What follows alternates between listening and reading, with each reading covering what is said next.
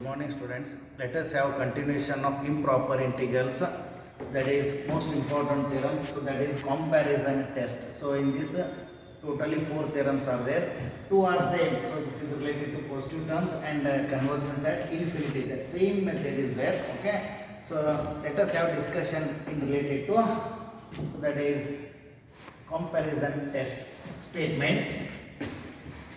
If f of x and g of x are the positive functions in the closed interval a b, here the two functions are there, f of x and g of x, these two are positive functions in the closed interval a b, and also given condition is f of x is less than or equals to g of x. So that is given for every this x must belongs to that given closed interval a b. Then if this is the condition, what they have given, integration of a to b g of x with respect to x is convergent. If this condition is satisfied, then you have to prove that integration of g of x with respect to x is convergent, implies that f of x with respect to x is also convergent. At the same time, if f of x is divergent, integration of a to b f of x with respect to x is divergent, then g of x is also divergent. See here what it implies, function g of x is convergent, then f of x is also convergent. G of x is f of x is divergent, then g of x is also divergent. Clearly what it implies, both the functions f of x and g of x converges or diverges together. If f of x is convergent, that is g of x is also convergent. If f of x is divergent, then g of x is also convergent. That is, both converges or diverges together. So these are the given conditions. In order to prove this theorem, what we have to do? First we have to consider the given data. What they have given, that only we have to consider in the proof. Since that is given data, that is f of x and g of x are the positive functions in closed interval a b, and also given that f of x is less than or equals to g of x, for every x must belongs to that closed interval a b. See here, they have given f of x is less than or equals to g of x, means clearly it implies that integration for this function is also less than or equals to integration of this second function, that is g of x. That is a plus, that is a to b plus f1. F1 is a small value that lies in between 0 to b minus a, that interval b minus a, upper limit minus lower limit. Okay, so call this as equation number 1. This is given f of x is less than or equals to g of x. At the same time, integration for that both the functions is also less than or equals to, according to the given thing. Call this as equation number 1. Okay, so case 1, first you have to consider g of x is convergent. Given that g of x is convergent, you have to consider this and prove that f of x is convergent. Consider g of x with respect to x is convergent. There exists a positive integer m according to definition of convergence, such that g of x with respect to x is less than m for convergence. According to convergence definition, so g of x is less than m for every f which lies in between 0 to b minus a.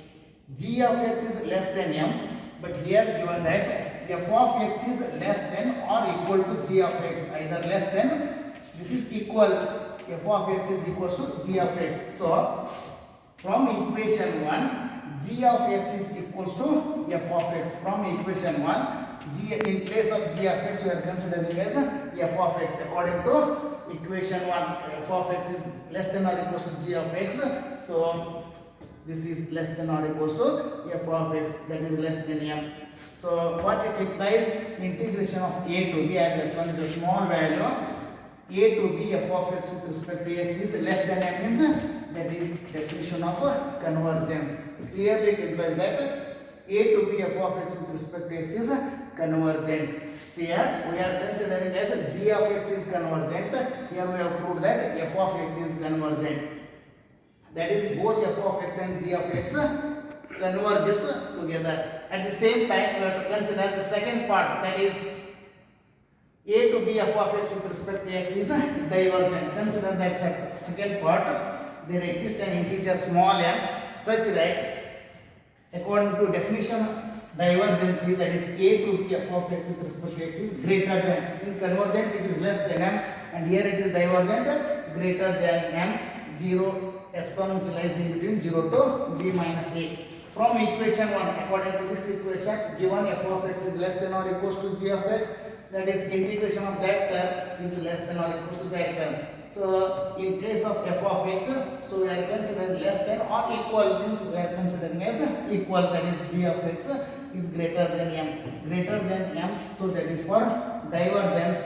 Therefore it implies that as f1 is a small value, that is a to b g of x with respect to x is divergent. But here we are considered as f of x is divergent. Here we prove that g of x is divergent. So what it implies? If f of x is divergent, g of x is also divergent. Therefore, according to this theorem, both the functions f of x and g of x both converges or diverges together. So we have proved that for a finite value, this theorem is comparison test for finite value, that is both the functions converges or diverges together. At the same time, same proof for divergence at infinity. Okay. So continuation of comparison test, that is second theorem. This is for finite value, that is convergence at infinity. So this is convergence at infinity. Okay. Previous one, so that is comparison test, that is for finite intervals, and here it is a convergence at infinity. Proof is same, only the intervals are, instead of a to b, it is a to infinity. Okay. CS statement and proof is both are same. F of x and g of x are positive functions in closed interval a b, that is a to infinity. F of condition is same, f of x is less than or equals to g of x must belongs to a to infinity. Then again you have to prove the same things, that is f of x and g of x both converges or diverges together, that is instead of intervals a to b, here it is a to infinity. Okay, so at the same similar proof, you have to consider as a convergent, then you have to prove that if f of x is convergent, then g of x is convergent. If f of x is divergent, then g of x is divergent. So first you write the given data, what they have given, call it as equation number 1. Okay, here we have written a to t, that is t tends to infinity. Okay, as similar to that examples. Okay, call it as equation number 1. Consider the first case, that is a to infinity g of x with respect to x is convergent. There exists an integer m such that is according to as t tends to infinity a to t g of x with respect to x is less than m. Here we are considering that integer m according to definition of convergence. So we have written that is less than m, t greater than or equals to a. From equation 1, according to this equation, f of x is less than or equal to g of x. Therefore, in place of g of x, we are considering as f of x according to equation 1.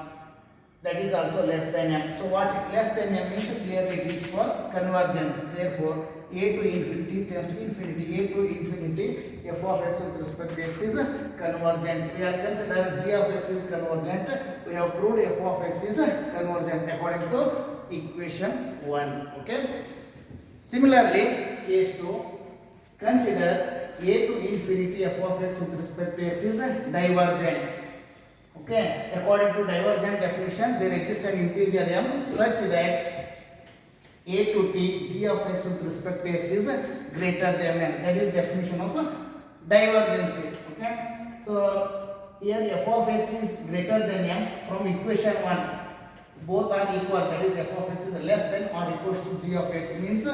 So in place of f of x, it becomes g of x. From equation 1, this is clearly definition of divergence.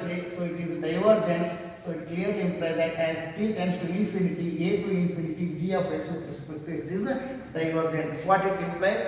Here also both the functions f of x and g of x both converges or diverges together. Okay.